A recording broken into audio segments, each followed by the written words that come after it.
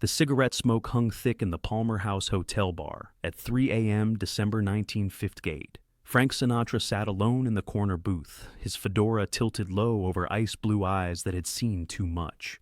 The bourbon in his glass caught amber light from Art Deco fixtures, casting golden shadows across mahogany. Chicago's brutal wind rattled windows like ghosts demanding entry, and neon signs painted falling snow in electric blues and reds.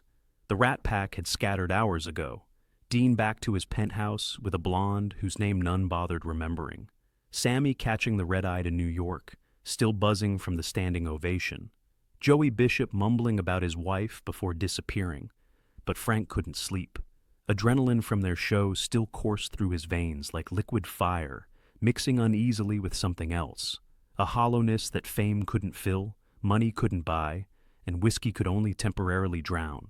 The performance had been flawless. 3 sold-out shows, critics calling it transcendent, women throwing hotel room keys onto the stage. But when the spotlight died and applause faded, when the last autograph was signed and final photograph taken, Frank was left with the same gnawing emptiness that had been growing inside him for months. The pump room bar was nearly deserted.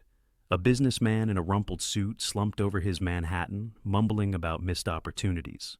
2 cab drivers shared war stories from Korea, voices low and reverent. The bartender had retreated, leaving only soft jazz from hidden speakers and the persistent whisper of wind against glass. Behind the mahogany bar, wiping crystal glasses with practiced precision, moved a young woman with dark hair pulled back in a simple bun.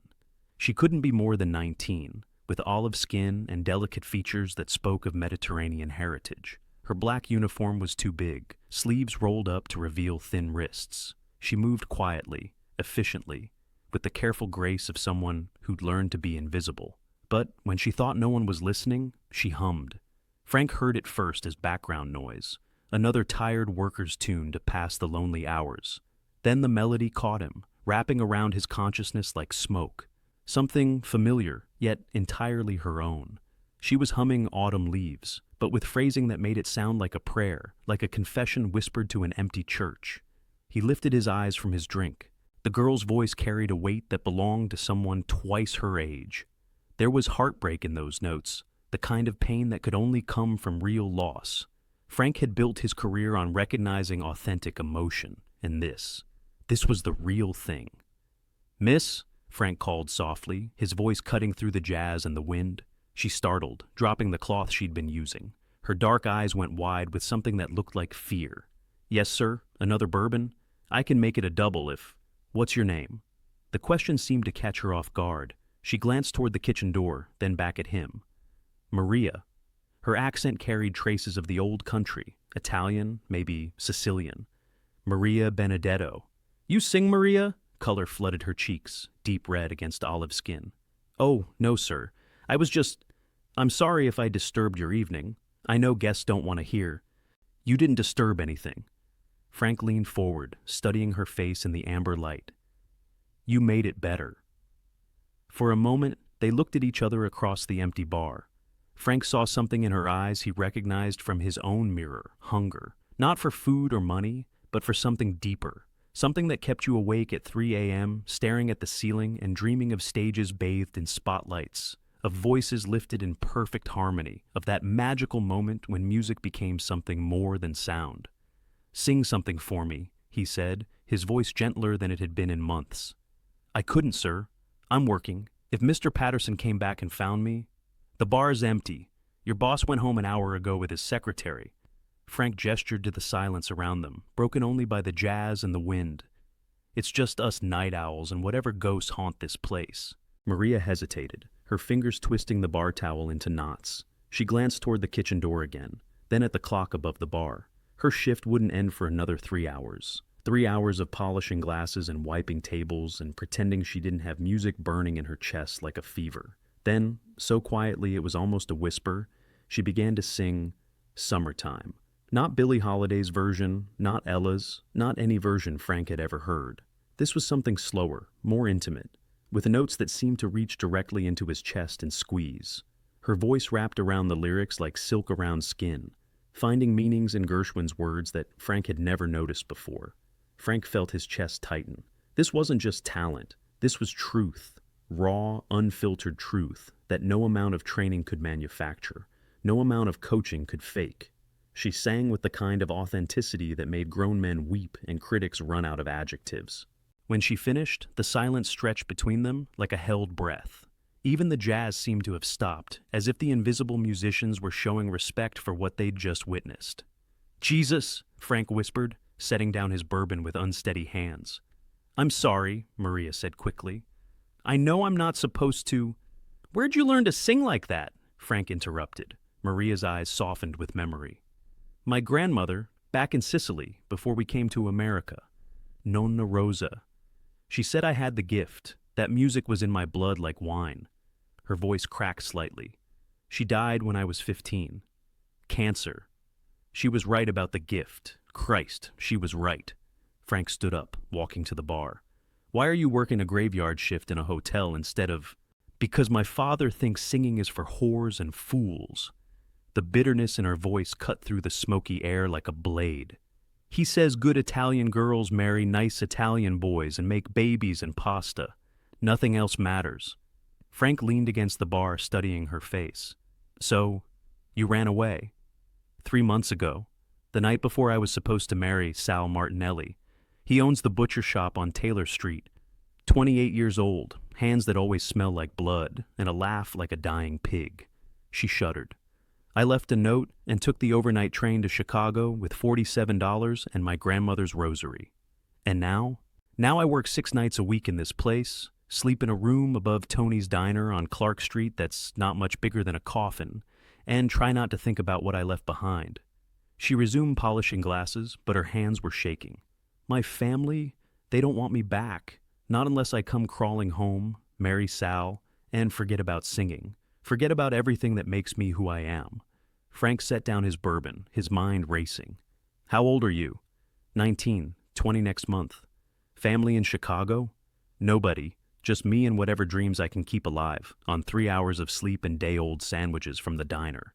Something shifted deep in Frank's chest. Not the familiar tug of attraction. He'd felt that enough times to know the difference. This was something deeper, more complicated. Paternal, maybe. He thought of his own daughter, Nancy, safe at home in Holmby Hills with her mother, surrounded by love and opportunity and all the chances money could buy. This girl had no one. This girl was fighting alone. "You got anywhere to go after this shift?" he asked. Maria shook her head. "Just my room. Why?" Frank stood up, reaching for his wallet. He pulled out 5 20s, more money than Maria probably saw in a month, and set them on the bar. "Take off your apron." "Sir, I can't. I need this job. If Mr. Patterson finds out—" "Patterson can go to hell." Frank's voice carried the authority of a man who'd never had to worry about rent or groceries, or whether he'd have a place to sleep. "You're done here. We're going to find you a real breakfast, and then we're going to talk about getting you in front of some people who matter." "Why?" The question came out as barely a whisper, loaded with years of disappointment and broken promises. Frank paused, his hand on his coat. Why indeed? He'd heard 1,000 voices in his career, worked with the best singers in the world. He had money, fame, power, everything a man could want except the thing that mattered most. Purpose, meaning. A reason to get up in the morning that went beyond the next show, the next recording, the next review. "Because somebody did it for me once," he said finally, his voice rough with memory. "When I was nobody from Hoboken with more dreams than sense and a voice that cracked on the high notes." Maria's eyes filled with tears. She tried desperately to blink away. "You don't even know me. I could be anyone. I could be lying about everything." "You could be." Frank walked to the window, looking out at the empty Chicago streets painted white with snow. "But you're not. I know because I've been where you are. Different circumstances, same hunger, same desperate need to prove that the music inside you matters." He turned back to her, and for a moment, the mask of fame slipped away. She wasn't looking at Frank Sinatra, the legend. She was looking at Francis Albert, the scared kid from New Jersey who'd once stood outside bandleaders' offices with sweaty palms and a racing heart. "I know you're out here at 3 a.m., humming Billie Holiday while you pour drinks for strangers who barely see you. I know your family threw you away because you wouldn't fit their mold, wouldn't accept their small dreams for your life. and I know that voice of yours deserves better than this place." He walked back to the bar, close enough that she could see the sincerity in his ice-blue eyes. "Question is, do you want it enough to trust a stranger? Do you want it enough to take a chance on something that might change everything or might crash and burn and leave you with nothing but the memory of what could have been?" Maria looked around the empty bar, at the life she'd been living for 3 months, the cramped room above the diner where she lay awake listening to sirens and dreaming of symphonies, the endless shifts serving drinks to people who never bothered to learn her name, the slow death of hope that came with each passing day of survival instead of living. She thought of Nona Rosa, who died believing her granddaughter would someday stand on stages and move hearts. She thought of the songs she wrote in newspaper margins, the melodies that came in dreams, the music that lived in her chest like a caged bird. Slowly, with hands that trembled like leaves in wind, she untied her apron and let it fall to the floor. 3 weeks later, Maria Benedetto walked into Capitol Records with Frank Sinatra. She recorded her first demo that afternoon, a hauntingly beautiful version of Autumn Leaves that left the engineers stunned. By spring, she had a contract. By summer, she was opening for Tony Bennett. By Christmas, she had her first gold record. But the real change wasn't professional. It was personal. Frank didn't just give her a career, he gave her what she'd lost when her family turned their backs. He became the father who believed in possibilities, the family that never asked her to be smaller than she was capable of being. Years later, when Maria became a star in her own right, when her name was whispered in the same breath as Ella and Sarah and Billy, reporters would ask Frank about that night in Chicago. He'd just smile and order another bourbon, his eyes distant with memory. "Sometimes," he'd say, swirling the amber liquid in his glass, "the best music happens after midnight, when nobody's watching and the world is quiet enough to hear what matters."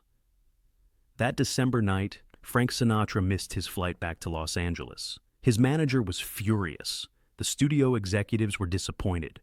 But in that smoky hotel bar, listening to a runaway girl sing her broken heart to strangers, Frank found something he hadn't known he was seeking, a way to matter beyond the spotlight.